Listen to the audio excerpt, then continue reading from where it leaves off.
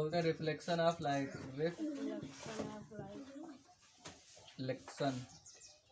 Reflection of light. प्रकाश का परावर्तन कैसे हो? देखो, प्रकाश का परावर्तन का मतलब, परावर्तन शब्द का माने का होता है? परावर्तन माने होते किसी चीज से टकराकर वापस लौटाना। तो जब चूंकि प्रकाश जब किसी वस्तु से टकराता है तो अभी हम पढ़े रन प्रकाश फोटान है। प्रकाश की सबसे छोटी इकाई फोटान है। तो जब जैसे वायु है, वायु जब किसी से चीज से टकराते से पेड़ पौधे क्यों टूट जाते हैं? आंधियों में पेड़ पौधे क्यों टूट जाते हैं? क्योंकि वायु के दबाव के कारण, वायु जब उस पर धक्का मारती है, वायु के धक्का के कारण कुछ झुक जाते हैं, जो नहीं झुकते टूट जाते हैं, या फिर उतना धक्का उतना मजबूत ना हुआ तो भी तो न टूटी। वैसे ही प्रकाश है, प्रकाश के जब फोटान किसी वस्तु से टकराते हैं तो पुनः वापस लौटते हैं, या फिर अगर वह अच्छा परावर्तन तो हुई, उससे पहले एक चीज और समझ लो। जो जितनी भी वस्तुएं हैं प्रकाश के आधार पर 3 तरह की होती हैं। दीप्त वस्तु समझते हो? एक तो होती है दीप्त वस्तु, अदीप्त। दीप्त ऐसे लिखा है कि दीप्त लिखते हैं, दीप्त तथा अदीप्त। दीप्त किनको कहा जाता है? दीप्त वस्तुएं। दीप्त वस्तुएं कौन सी होती और अदीप्त वस्तुएं कौन सी होती? दीप्त वस्तुएं वे होती हैं जो स्वयं प्रकाश उत्पन्न करती हैं, जो स्वयं प्रकाश उत्पन्न करें। तो इनमें सबसे ज्यादा प्रकाश तो सूर्य उत्पन्न करता है, एक तो ये होगा सूर्य। और जो दूसरा सबसे बड़ी वस्तु है जो प्रकाश नहीं उत्पन्न करती है वो है चंद्रमा, धरती। ये सब प्रकाश कहाँ उत्पन्न करते हैं? बल्ब उत्पन्न करता है ना, टॉर्च प्रकाश उत्पन्न करती। तो ये सभी दीप्त वस्तुएं हैं और ये हैं अदीप्त वस्तुएं। अच्छा, दीप्त वस्तु या इनको प्रदीप्त भी बोल सकते हैं। प्रदीप्त वस्तुएं जो प्रकाश उत्पन्न करें उनको दीप्त। जैसे ये जो मार्कर है दीप्त वस्तु है, दीप्त वस्तु है, दीप्त नहीं है क्योंकि इसका खुद का प्रकाश नहीं है, ये सूर्य के प्रकाश से चमक रहा है। मतलब जब दिख रहा है तो चमक रहा है, नहीं दिखता तो नहीं चमकता। जैसे इस बोर्ड पर, बोर्ड दीप्त वस्तु है या अदीप्त वस्तु? अदीप्त वस्तु है। तीसरे और भी पदार्थ जो हैं वो 3 तरह के हो जाते हैं। पारदर्शी। एक जो ये पदार्थ है प्रकाश के आधार पर, पहले वह पदार्थ, अच्छा इधर दिख रहा है वाला ये, अत्ते दिखा। तो इनको ऐसी वस्तुएं जिनमें प्रकाश ऐसे माध्यम, वस्तु ना बोलो, ऐसे माध्यम से, कांच एक माध्यम से, ये हवा है एक माध्यम है कि नहीं? एक माध्यम है, और इसमें प्रकाश अनंत तक गति कर सकता है और एक सीधी रेखा में गति करेगा, अनंत तक एक सीधी रेखा में गति कर सकता है। तो वह सभी माध्यम जिनमें प्रकाश एक सीधी रेखा में गति कर सकता है उन्हें बोलते हैं पारदर्शी माध्यम। पारदर्शी माध्यम। कैसे माध्यम? पारदर्शी माध्यम। नहीं दिख रहा है? क्यों? कहाँ नहीं दिख रहा है? ये मक्खी बैठ जाता ना ऊपर, ये उसी तो तब तो सही सही दिख रहा, मक्खी बैठ जाती बीच बीच में, तो गड़बड़ है। ठीक है, सब लॉक करवाओ चालू करो। कैमरा पर बैठ जाता है।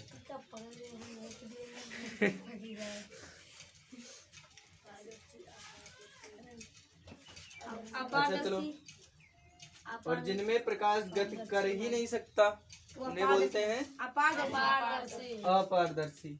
जैसे अच्छा पारदर्शी जैसे कांच है, जैसे जल, स्वच्छ जल,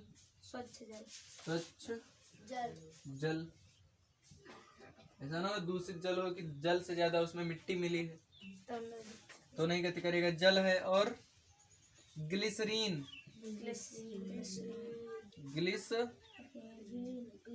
ग्लिसरीन। ग्लिसरीन में भी प्रकाश मतलब गति कर सकता है, तो ग्लिसरीन कैसा माध्यम बन जी? पारदर्शी। और अपारदर्शी वह माध्यम जिनमें प्रकाश बिल्कुल गति नहीं कर सकता उन्हें बोलते हैं अपारदर्शी। और कुछ माध्यम ऐसे होते हैं जिनमें प्रकाश कुछ दूर तक सरल रेखा में गति कर सकता है, धुंधला जहाँ दिखाई दे, उन्हें बोलते हैं अर्धपारदर्शी। अपारभासी ना, अपारभासी, पारभासी है, पारभासी ऐसे लिखा जाए। ये सलजम यहाँ कौन सा होता? यही सा होता, ये वाला ना, ये वाला। अच्छा, एक और भी बोलते हैं, बोलते हैं अर्धपारदर्शी। अर्ध माने आधा, पारदर्शी मतलब दिखने वाला, पारदर्शी, अर्धपारदर्शी। ऐसे माध्यम जिनमें प्रकाश एक सरल रेखा में बहुत लंबी दूरी नहीं तय कर सकता। जिमा लंबी दूरी तय करी उन्हें बोलेंगे पारदर्शी माध्यम। अच्छा, ये सबसे बड़ा माध्यम तो लिखवा नहीं करें, वायुमंडल भी तो लिखेंगे, वायुमंडल। अच्छा बताओ, सूर्य जो स्वच्छ जल है वहां तक प्रकाश की किरणें कितनी गहराई तक जा सकती? स्वच्छ जल में प्रकाश की किरणें कितनी गहराई तक जा सकती? लगभग 40 फुट, लगभग 400 मीटर, लगभग 400 मीटर तक प्रकाश की किरणें गति कर सकती हैं, मतलब समुद्र में जाती हैं। तो पदार्थ तीन तरह के होते हैं, एक होते हैं पारदर्शी, अपारदर्शी और पारभासी या फिर अर्धपारदर्शी। अर्धपारदर्शी ये तीन तरह के माध्यम होते हैं। अब आओ पढ़ते हैं। अच्छा बताओ, प्रकाश का परावर्तन, चूंकि प्रकाश का परावर्तन तब होगा जब प्रकाश किसी वस्तु से टकराकर पुनः वापस आएगा, तो इन वस्तुओं से प्रकाश का परावर्तन होगा। पारदर्शी माध्यमों से प्रकाश का परावर्तन होगा? ऐसे नो नहीं होगा, क्योंकि वहां प्रकाश जाएगा और उसी माध्यम में पूर्णता चला जाएगा। परावर्तन तो तब हुई जब ऐसे इससे टकराए और पुनः वापस आए। परावर्तन मतलब क्या? किसी वस्तु से टकराकर पुनः वापस आना, ये है परावर्तन। तो जब पारदर्शी माध्यम आ जाए तो प्रकाश इधर चला जी, तो परावर्तन हो गई ना करी। तो पारदर्शी माध्यमों में प्रकाश का परावर्तन नहीं होगा, और पारभासक में या अर्ध पारदर्शी में होगा लेकिन कम, प्रकाश का परावर्तन होगा लेकिन कम होगा। पूर्ण परावर्तन कहाँ हुई? अपारदर्शी में। अपारदर्शी वस्तुएं जितनी है वहां पर प्रकाश का लगभग पूर्ण परावर्तन होगा। ठीक है, कहाँ? यहाँ पर अपारदर्शी। अरे तो देखा, इसे मिटा दिया जाए, क्योंकि प्रकाश को चलने के लिए माध्यम की आवश्यकता तो है नहीं। अगर प्रकाश को माध्यम में मतलब प्रकाश को चलने के लिए माध्यम की जरूरत नहीं है तो इसको बोलते हैं, इस तरह के सभी जो प्रकाश मतलब जो वस्तुएं या जो चीजें बिना माध्यम में चल सकते हैं वह होती हैं विद्युत ऊर्जा, चुंबकीय, विद्युत चुंबकीय तरंग, किरण नहीं तरंग। पूछा जाए प्रकाश कैसी तरंग है? विद्युत चुंबकीय तरंग।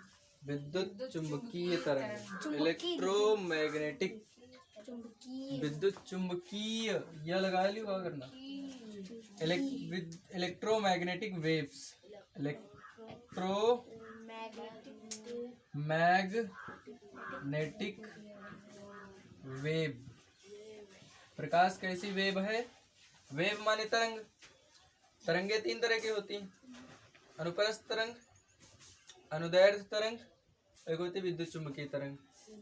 अनुप्रस्थ तरंग, अनुदैर्ध्य तरंग, इन दोनों तरंगों को चलने के लिए माध्यम की आवश्यकता होती है, लेकिन विद्युत चुंबकीय तरंगों को चलने के लिए माध्यम की आवश्यकता नहीं होती है। और प्रकाश जो है वो विद्युत चुंबकीय तरंग है, इसलिए प्रकाश को चलने के लिए माध्यम की आवश्यकता नहीं है। ये अपना प्रकाश हुआ इतना। प्रकाश के अन्य बहुत सारे गुण हैं।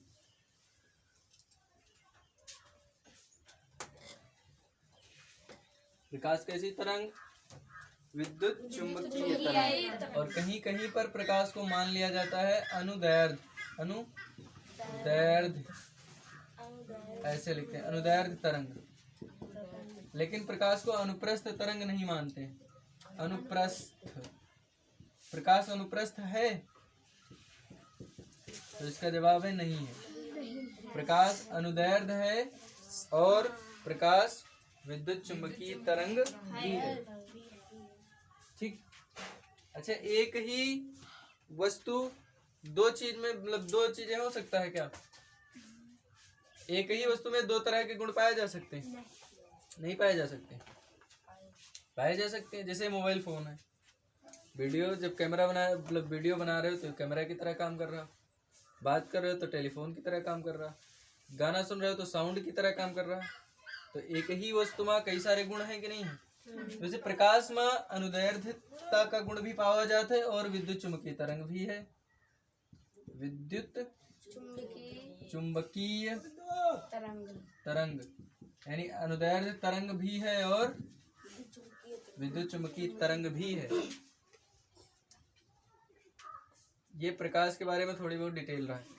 देखो, प्रकाश का संचरण। प्रकाश एक माध्यम में चूंकि सरल रेखा में चलता है, सरल रेखा में चलता है ना। सरल रेखा का मतलब है सीधी रेखा। तो प्रकाश जब सीधी रेखा में चलता है तो अगर कोई वस्तु इसके सामने आ जाए तो प्रकाश क्या करेगा? अपना रास्ता बदल ली, रास्ता बदल लेगा, या आप कह सकते हैं कि प्रकाश उस वस्तु की छाया बनाएगा। क्या बनाएगा? छाया बनाएगा प्रकाश।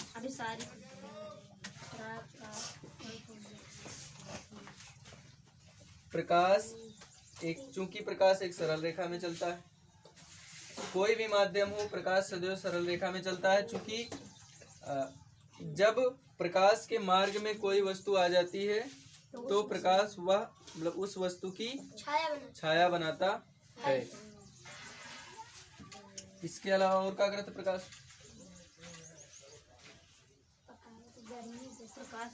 प्रकाश में गर्मी, एक तो ऊष्मा होती है, ऊष्मा।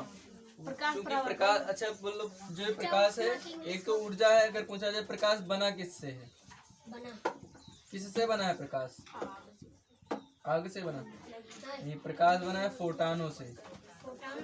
फोटानों या फोटान से, फोटानों से मिलकर बना है।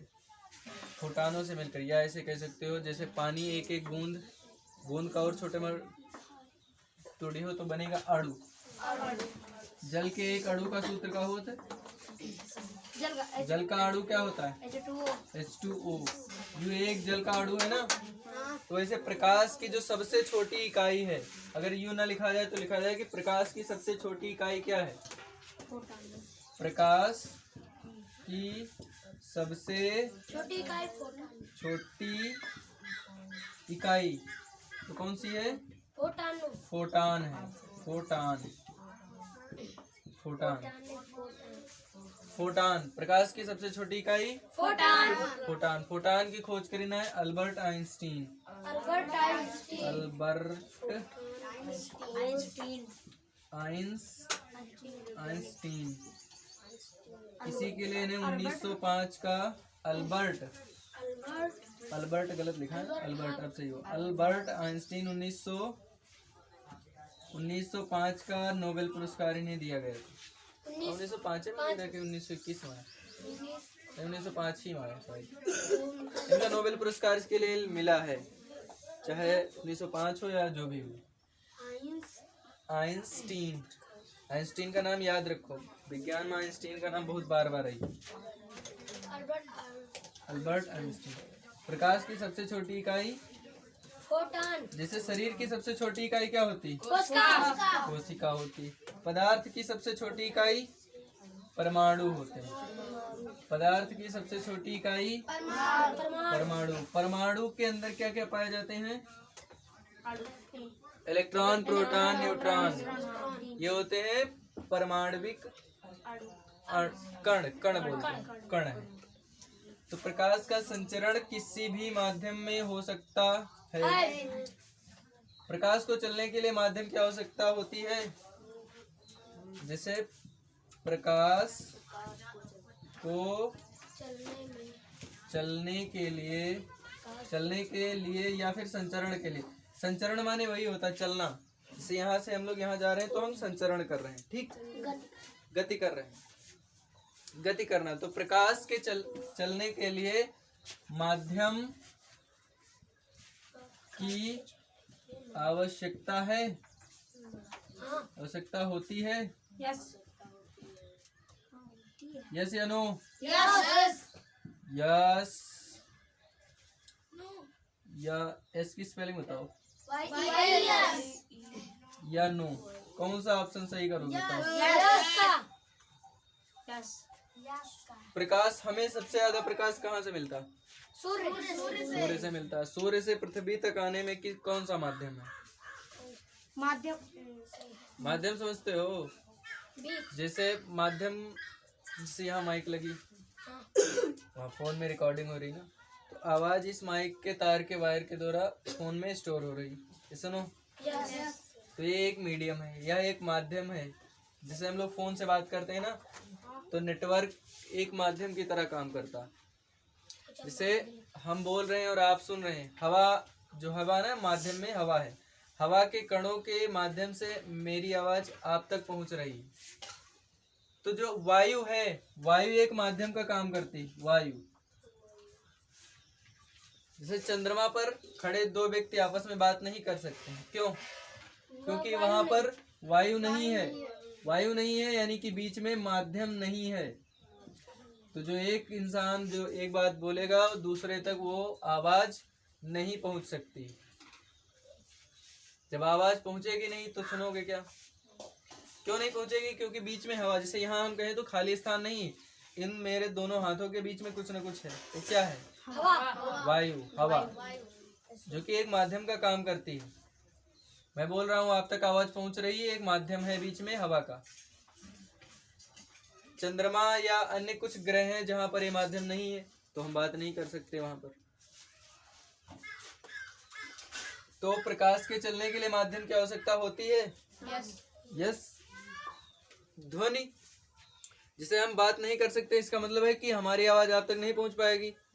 इसका मतलब है कि वायु, जो ध्वनि है, ध्वनि, आवाज, साउंड, ध्वनि के चलने के लिए माध्यम की आवश्यकता होती है, होती है माध्यम में। जैसे विद्युत, जैसे तार होते हैं ना, तार कट कर दिए जाए, थोड़ा सा एक इंच अगर बीच में दराज कर दी जाए, साँक कर दी जाए, जैसे ये तार है, मान लो ये कोई वायर है ना, और यहाँ से ऐसे कर दिया जाए, बिजली उस तरफ जाएगी? नहीं। तो विद्युत धारा जो है, विद्युत धारा, इसको भी चलने के लिए माध्यम की आवश्यकता है। ध्वनि को चलने के लिए माध्यम की आवश्यकता है। ध्वनि चलना बोला जाए या फिर संचरण बोला जाए, तो ध्वनि के संचरण के लिए माध्यम की आवश्यकता है, विद्युत के संचरण के लिए माध्यम की आवश्यकता है, इसके लिए भी माध्यम लगता है। और कुछ है जिसको चलने के लिए माध्यम की आवश्यकता हो? अगर आपको यात्रा करना है तो माध्यम चाहिए कि नहीं चाहिए? चाहिए। कुछ मोटरसाइकिल, कार, ट्रेन, एरोप्लेन, तभी तो आप जाएंगे। लेकिन प्रकाश को चलने के लिए माध्यम की आवश्यकता है कि नहीं है, इसका जवाब आप लोग क्या दे रहे हैं? एस। माध्यम की आवश्यकता होती है। हाँ। लेकिन इसका आंसर है नो। प्रकाश के चलने के लिए माध्यम की आवश्यकता नहीं होती है। विकल्प सही होना है, ये वाला गलत हो जाएगा। क्योंकि जो सूर्य है ना, सूर्य पृथ्वी से कितनी दूर है? लगभग 15 करोड़ किलोमीटर ना, 15 करोड़ किलोमीटर दूर है। और बीच में है निर्वात, या कह सकते हो बीच में है अंतरिक्ष। पृथ्वी तथा सूर्य के बीच में बहुत बड़ा है अंतरिक्ष का क्षेत्र है। अंतरिक्ष के क्षेत्र में निर्वात है। निर्वात होने का मतलब वहां पर अन्य कोई चीज तो छोड़ दो, मिट्टी, पत्थर, इन सबको तो छोड़ ही दो, हवा भी नहीं है। निर्वात, वात माने हवा होत ना। निर्वात, जहाँ पर वायु भी नहीं है। अगर वायु भी नहीं है तो माध्यम कहाँ है? जब माध्यम नहीं है तो फिर प्रकाश तो गति करते हैं ना। अगर गति ना करता होता तो यहाँ आता कैसे? इसका मतलब है कि प्रकाश निर्वात में भी गति कर सकता है। प्रकाश निर्वात में भी गति कर सकता है, यानी प्रकाश उन माध्यमों में भी गति कर सकता है जो जहाँ वायु नहीं है, जहाँ पर कोई पदार्थ नहीं है, तो उसको बोलते हैं निर्वात। स्पेस, अंतरिक्ष, स्पेस कहते हैं। स्पेस। जाना है, चलो जाओ, जिका जिका जाना, जाओ, चलो निकलो, भागो।